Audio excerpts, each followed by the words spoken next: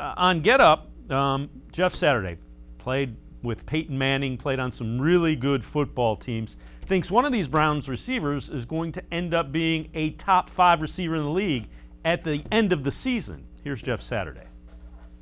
I'm gonna throw us in a little tissy here. I'm gonna say OBJ, Odell Beckham. Oh. Listen, when I look at what Stefanski did with Baker Mayfield last year, early in the season they were pushing him the ball, they were forcing it, everything. It just looked out of sorts, right? So everybody's like, well, the offense for the Browns is better without OBJ. Well, now that Mayfield has a year under his belt with the system, OBJ's coming off this injury with Chubb, with Hunt, with Landry, all of those things. And listen, this is still one of the most explosive receivers once the ball is in his hand.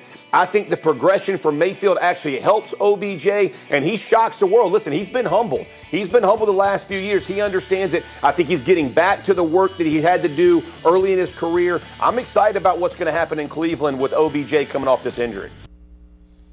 And, Mac, I think if that happens, it's going to be a fun season for the Cleveland Browns and their fans.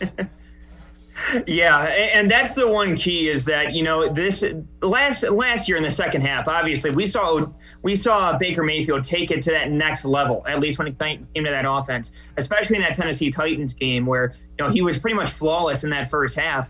And, I look at OBJ and what he's able to do.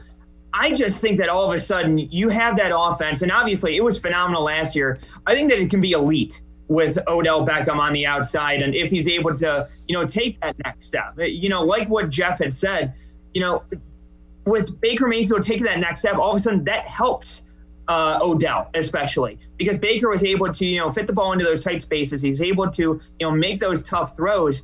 And that really just helps Odell at that point because Baker was hitting guys in stride. He wasn't, a little bit off target, in 2019 like he was at that point. In 2020, towards the end of the year, he was hitting guys in stride, getting them the ability to make that play and run.